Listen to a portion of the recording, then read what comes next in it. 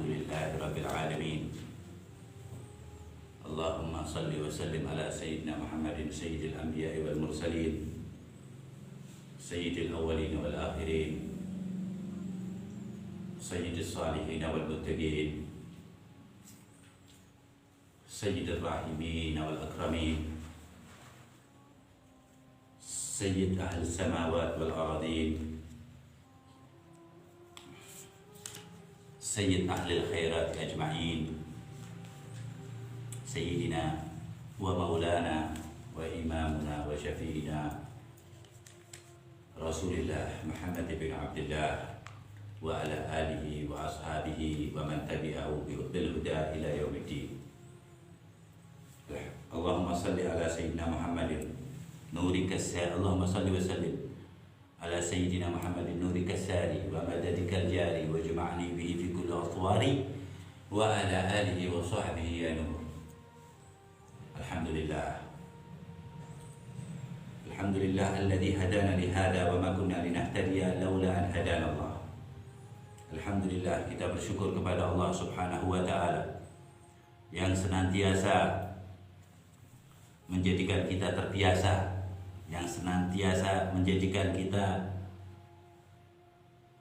duduk dan menjadikan kita mempunyai perasaan terbiasa untuk hadir, ya, berkhusus ba'dal maghrib ilal isya, untuk membaca zikir-zikir Allah Subhanahu wa taala. Jadi itu perasaan terbiasa itu bukan datang sendiri, enggak. Ya, didatengin sama Allah Subhanahu wa taala. Itu perasaan yang masuk hati, terus rasa ngaji tenang, itu namanya sakinah, sukun hatinya, tenang. Ya. Kalau enggak sakinah, enggak bakalan tumakninah. Jadi lewatnya sakinah dulu, anteng dulu, ya. Dalam berzikir kepada Allah, Allah berfirman, "Ala bidzikrillahi tatma'innul qulub." Kalau itu sakinah, sudah anteng, nyaman, diberi kenyamanan oleh Allah Subhanahu wa taala dan keistiqomahan, otomatisnya itu hati ente akan merasa tenang. Tenangnya bukan waktu zikir aja.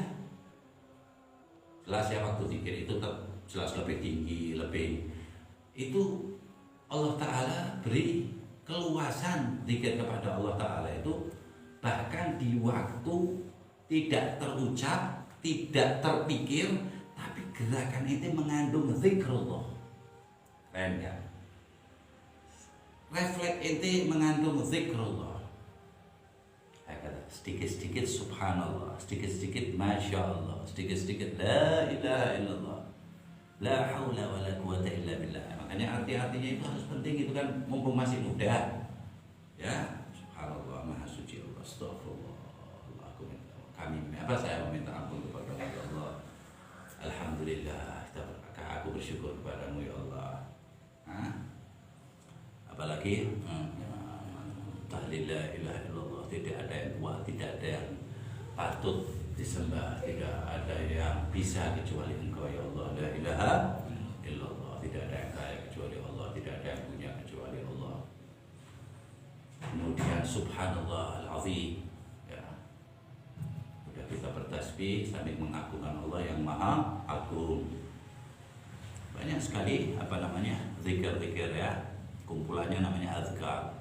Azkar itu artinya kumpulan zikir. Kemudian zikir yang Rasulullah SAW ajarkan pentingnya, perlunya, yaitu Al-Quran tentunya. Jadi kita memulainya dengan membaca Al-Quran. Wa anzalna hadzal Qur'an ila akhir ayat. Ya, kata pentingnya membaca Al-Quran Al-Karim.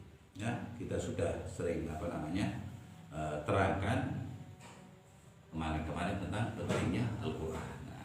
Sekarang membaca Al-Quran itu sendiri apa?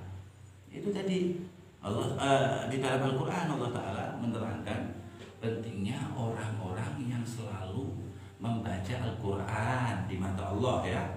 Ada orang mulutnya membaca, otaknya nggak membaca, pikirannya nggak membaca.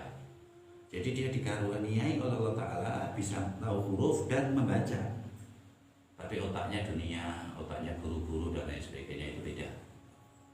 Ya, kalau nggak tahu artinya, ya minimal tahu ini yang ngomongkan Allah. Jadi kalau sholat itu kita ngajak ngomong Allah, kalau kita baca Quran kita diajak ngomong Allah. Itu kan omongannya Allah semua. Minimal itu waktu baca. Allah berfirman di dalam Al-Quran, Innal ladzina yatluna kitaballah. Sebenarnya mereka yang yatlu fil mudhari ya, senantiasa membaca Al-Quranul Karim. Innal ladzina yatluna kitaballah wa yuqimuna as-salat, dan mendirikan sholat. Nggak mendirikan sholat dulu baru baca Quran, kan wajib. Kalau baca Quran sunnah. Ya juga yang diketahui. Kalau nggak ada turun Al-Quran, Iqra, wajibnya sholat, makanya ya dulu ngaji dulu kata Allah Ta'ala. Ilmu tertinggi kan Al-Quran, suruh ngaji dulu Allah Ta'ala. Innal ladzina kita Allah. Baru itu bisa waqamus shalah. Ngaji Quran, paham, tahu, baru itu bisa mendirikan sholat. Wa anfaqu mimma razaqnahum. Tanpa henti inti menginfakkan apa yang inti punya, yang Allah berikan kepada inti, pemikiran, kekuatan, ilmu, harta benda, semuanya. Itu orang kadang-kadang nyepelein gitu kalau ada hal-hal yang dia anggap kecil. Di jalan ada kotoran yang kira-kira nganggu orang, kita pindahin. Jadi itu sunat, surga kadang-kadang. Ada dahan, ini sebentar.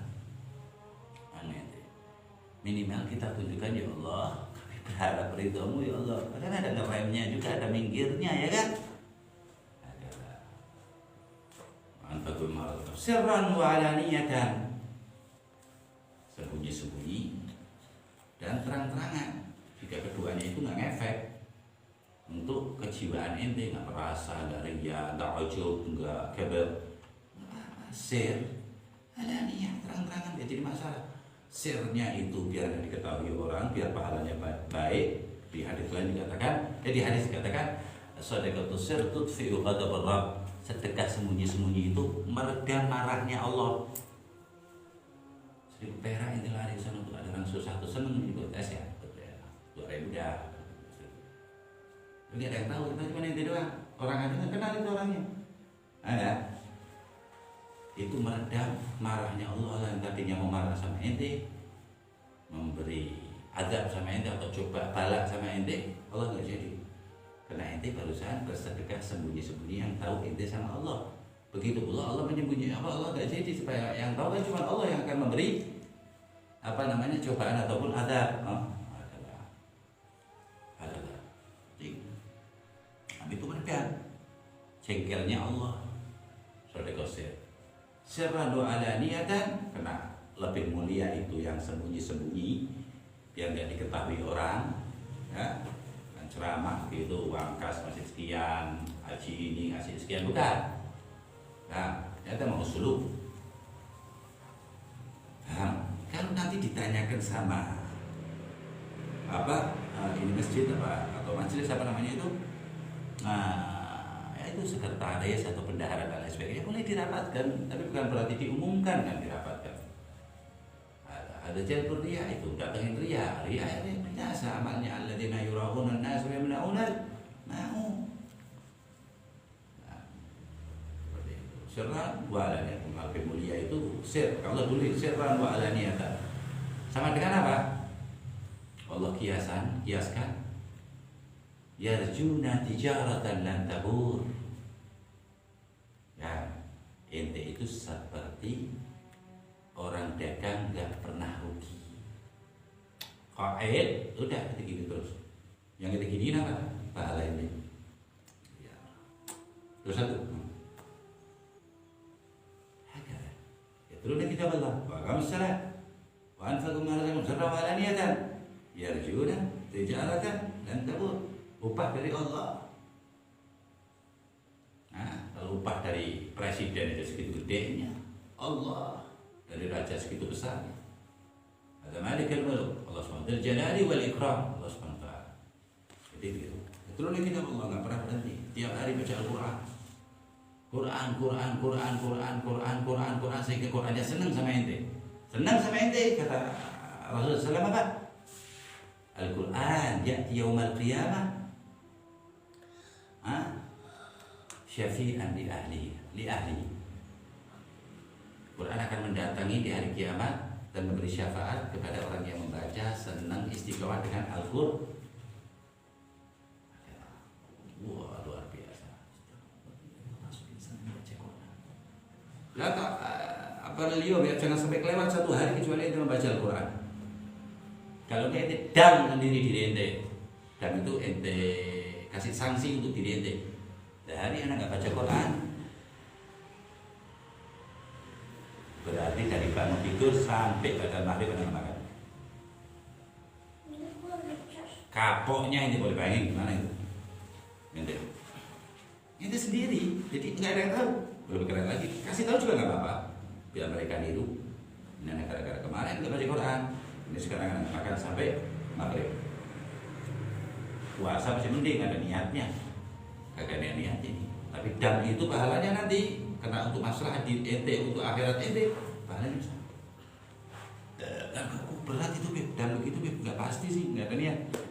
Asal, nggak boleh minum, nggak boleh makan sampai asar. Kalau yang kedua kali sampai maghrib,